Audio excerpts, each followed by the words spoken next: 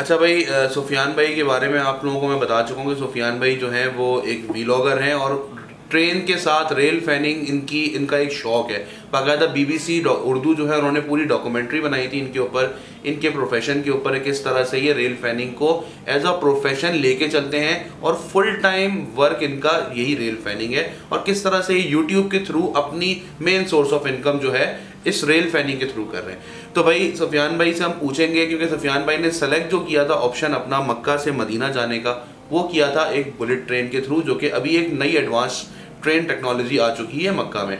बाकी इनकी फैमिली जो थी वो भी पब्लिक ट्रांसपोर्ट से नहीं गई थी, बल्कि उनके लिए खासकर हमने एक ग्रैंड केबिन हाईएस्ट जो है वो बुक करवाई थी, जिसमें उनकी फैमिली बड़ी सेफ एंड साउंड गई थी। तो दोनों एक्सपीरियंसेस इनसे पूछते हैं। सुफियान भाई बताइएगा कि एक तो आपकी फैमिली का एक्सपीरियंस है जो कि एक प्राइवेट ट्रांसपोर्ट पे गई है, दूसरा आपका अपना एक्सपीरियंस है, तो दोनों के बारे में थोड़ा सा बताइएगा हमें।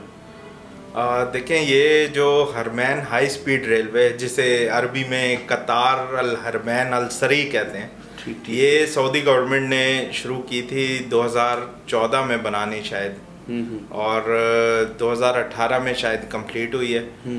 हो सकता है साल में मेरा कुछ गलती हुई हो, लेकिन ये 2018 में स्टार्ट हुई थी। बहुत अच्छी सर्विस है और 350 किलोमीटर फी घंटा इसकी टॉप स्पीड है, जिस पे इसका ट्रायल हो चुका है। लेकिन जो अभी अलाउड स्पीड है जिस पे ये चलती है वो 300 किलोमीटर फी घंटा है, यानी आप सोच लें कितनी तेज़ है। और मक्का से मदीना और मदीना से मक्का सिर्फ 1.25 घंटे या मैक्सिमम 2.5 घंटे में आप पहुंच सकते हैं। अच्छा, यही अगर जो आप बस से बाय रोड गई है आपकी फैमिली, उसको कितना टाइम लगा?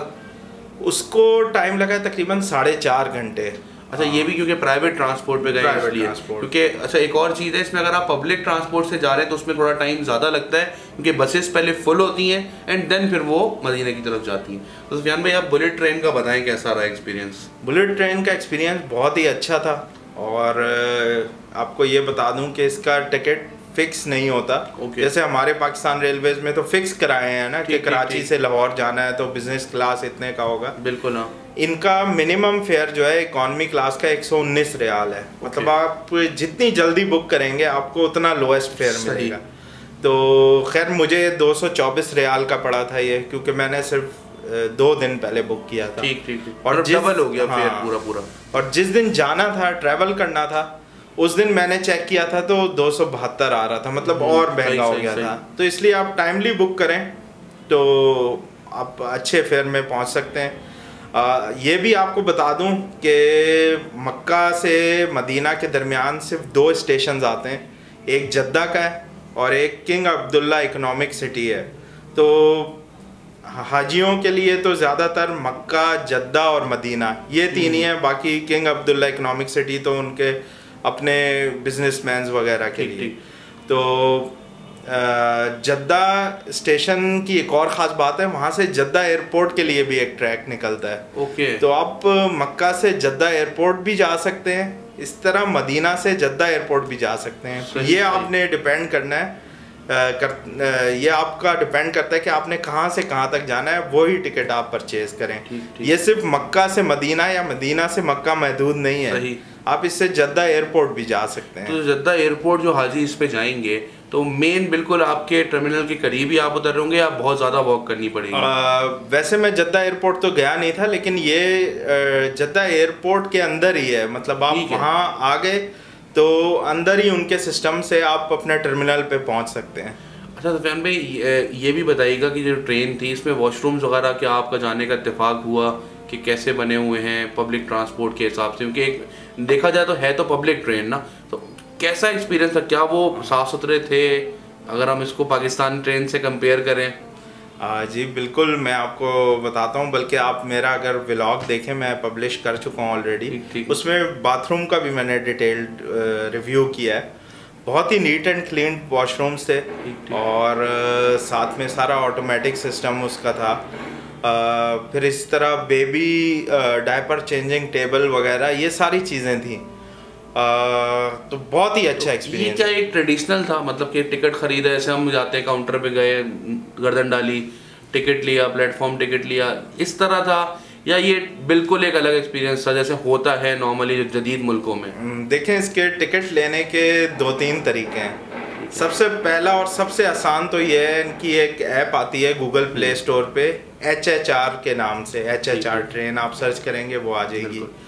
तो इसी तरह वेबसाइट है hhr.sa, यहाँ से भी आप बुक कर सकते हैं।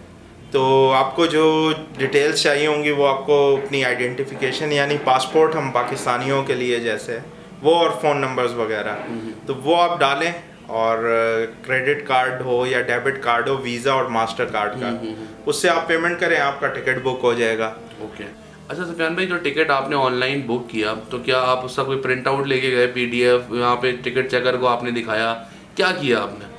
देखें, इसका प्रिंट आउट लेना ज़रूरी नहीं है। आपके अगर मोबाइल में वो PDF मौजूद है जिस पे बार कोड होता है तो वो आपका टिकट है। खैर ना, इतना एडवांस तो हमारा पाकिस्तान रेलवेज भी है, हमारा भी टिकट होता है। तो वो टिकट क्या किसी टिकट चेकर ने चेक किया? नहीं, जब तक ट्रेन में नहीं बैठ गए तो किसी टिकट चेकर ने नहीं चेक किया। जब आप वॉक थ्रू गेट से एंटर होते हैं तो स्कैनर लगे हमें, आप अपना टिकट जो है वो स्कैनर पे रखेंगे, बारकोड वो रीड करेगा और गेट खुल जाएगा, आप उसमें एंटर हो जाएं। फिर आप सारे बोर्ड्स वगैरह लगे हैं, उसमें बताया है कि भाई आपकी इतने बजे की ट्रेन है, कौन से प्लेटफॉर्म पे आएगी, आप उस पर चले जाएं। 2 क्लासेस होती हैं इसमें, इकॉनमी क्लास और बिज़नेस क्लास। तो बिज़नेस क्लास थोड़ी सी एक्सपेंसिव है, उसके अंदर फ़र्क सिर्फ ये है आपको बिज़नेस लाउंज में एंट्री मिलेगी, उसमें थोड़े बहुत खाने पीने की चीज़ें होती हैं। और दूसरा ये कि जो कोचेज़ हैं उसमें बिज़नेस क्लास में एक रो में 3 सीट्स हैं, जबकि इकॉनमी क्लास में 4 हैं, 2-2 इस तरह करके। तो ये एक मेजर फ़र्क है, बाकी कोई इतना ख़ास फ़र्क नहीं है। तो भाई ट्रेन से फिर आप पहुँचे मदीना, तो मदीना भी आप पहली बार आ रहे थे, तो उम्रा करने के बाद जब आप मदीना पहुँचे तो क्या कैफियत थी, कैसा लगा आपको मदीना जो पहली बार आप आए, मस्जिद नबवी पहली बार पहुँचे? थोड़ा सा मैं रिवाइंड करके एक चीज़ ऐड करना चाहूँगा। सबसे पहले तो ये होता है आप मक्का के ट्रेन स्टेशन पहुँचे कैसे। सही, आपने अगर हरम के पास स्टे किया हुआ है तो मैं आपको बताता हूँ फ्री आप कैसे पहुँच सकते हैं ट्रेन स्टेशन। हरम के पास जबले उमर एक जगह है जहाँ पे काफ़ी सारे होटल्स भी हैं, फूड कोर्ट भी है, और एक गेट भी वहाँ पे लगता है हरम का। तो वहाँ से एक बस चलती है मक्का शटल, जिसका रूट नंबर है 7A। ठीक है, वो वहाँ से चलेगी और आपको सीधा मक्का स्टेशन पे उतार देगी फ्री ऑफ कॉस्ट। वो सऊदी गवर्नमेंट की तरफ से हाजियों के लिए और लोकल्स के लिए वो एक तोहफा है, वो आप फ्री आप मक्का स्टेशन तक पहुँच सकते हैं। फिर इसी तरह बाकी जो मैं तरीका बता चुका हूँ उसकी तरह आप सफ़र करके अपना सफ़र एंजॉय करके 2.5 घंटे में आप मदीना पहुँच जाएंगे।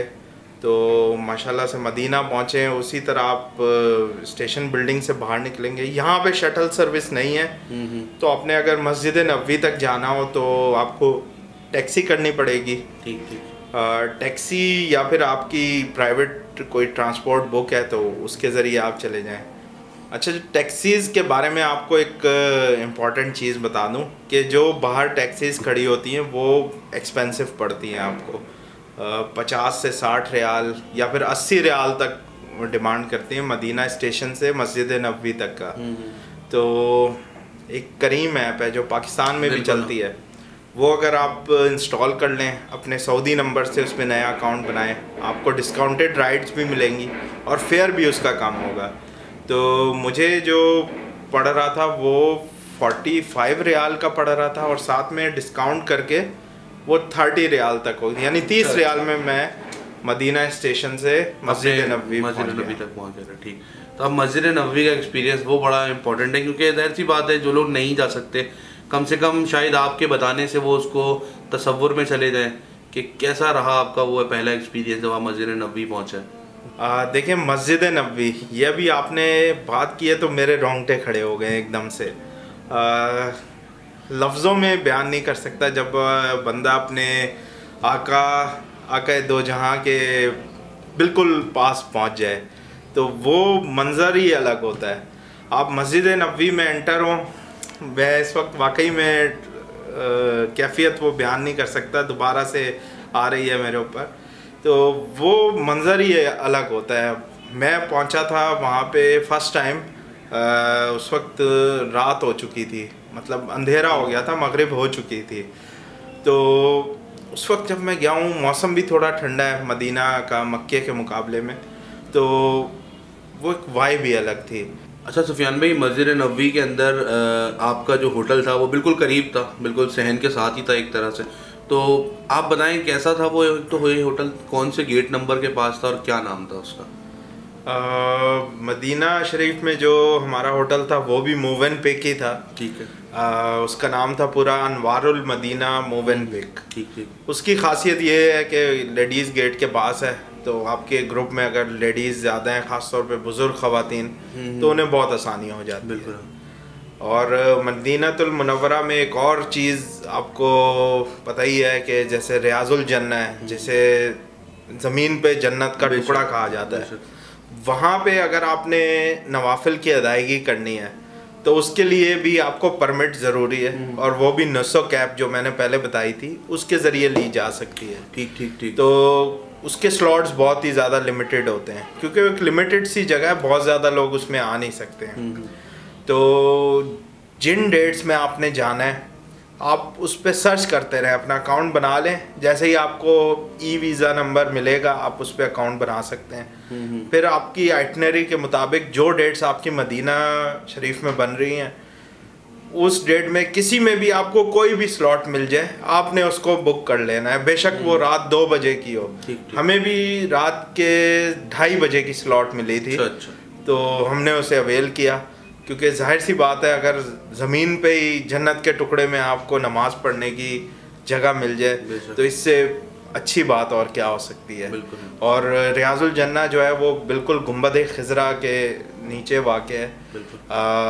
वहाँ नवाफिल आप पढ़ सकते हैं परमिट के थ्रू, लेकिन सलाम जो है वो 24 घंटे चलता रहता है, ख़वातीन के लिए भी दूसरी तरफ से और आदमियों के लिए भी गेट नंबर 2 से। तो वहाँ से आप एंटर हों, सलाम पेश करते हुए दूसरी तरफ से निकल जाएं।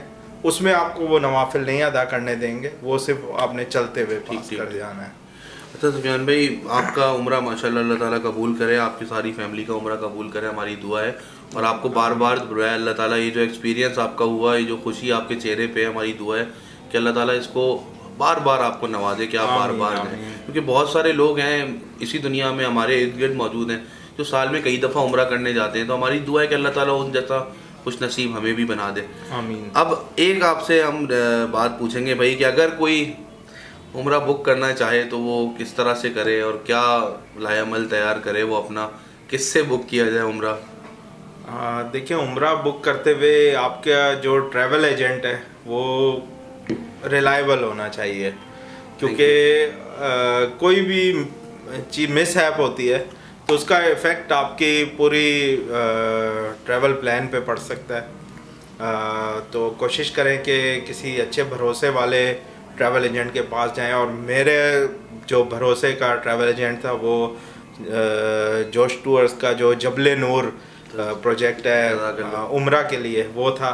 हमाद को मैं बहुत अरसे से जानता हूँ, हम लोग एक साथ काम भी कर चुके हैं पहले, एक ही फील्ड से रिलेटेड हैं। तो इन्होंने अभी थोड़ा अरसा हुआ है उम्रा का काम शुरू किया है, तो हम कहते हैं कि भाई अपने दोस्तों को भी सपोर्ट करना चाहिए। मैंने यही किया, शुरू में थोड़ा वो था कि यार कैसा एक्सपीरियंस होगा, लेकिन इट वाज फ्लॉलेस।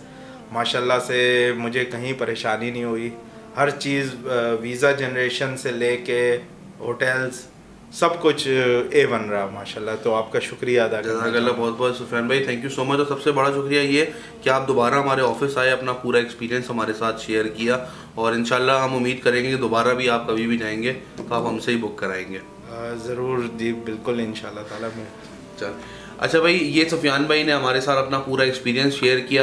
इसको देख के मैं उम्मीद करता हूँ कि आपको शायद 60 to 70% तो गाइडलाइन वैसे ही मिल गई है कि जब आप उम्रे पे जाएंगे, अगर आपने ये पॉडकास्ट पूरा देखा होगा तो इंशाल्लाह आपको बहुत आसानी होगी। खासकर जैसे उन्होंने अपना एक्सपीरियंस शेयर किया, जद्दा एयरपोर्ट से कैसे निकलें, सिम कैसे लें, ट्रेन पे कैसे ट्रेवल करें, ऐप कैसे इंस्टॉल करें, स्लॉट कैसे बुक करें, तो ये सारी वो मेन बातें हैं जो इंसान वहाँ जा पे के एक्सपीरियंस कर रहा होता है। तो वो आपको हमने सुफियान भाई के तवज्जुद से पहले ही बता दी। तो अब आखिर में हम आपसे रिक्वेस्ट करेंगे कि सुफियान भाई का भी चैनल पाक रेलोग्राफी, उसका चैनल का लिंक भी हम डिस्क्रिप्शन में मेंशन कर देंगे, उसको भी ज़रूर आप सब्सक्राइब करें और क्वालिटी कंटेंट आप इंजॉय करें। उम्मीद करता हूँ ये पॉडकास्ट आपको हेल्प आउट करेगा।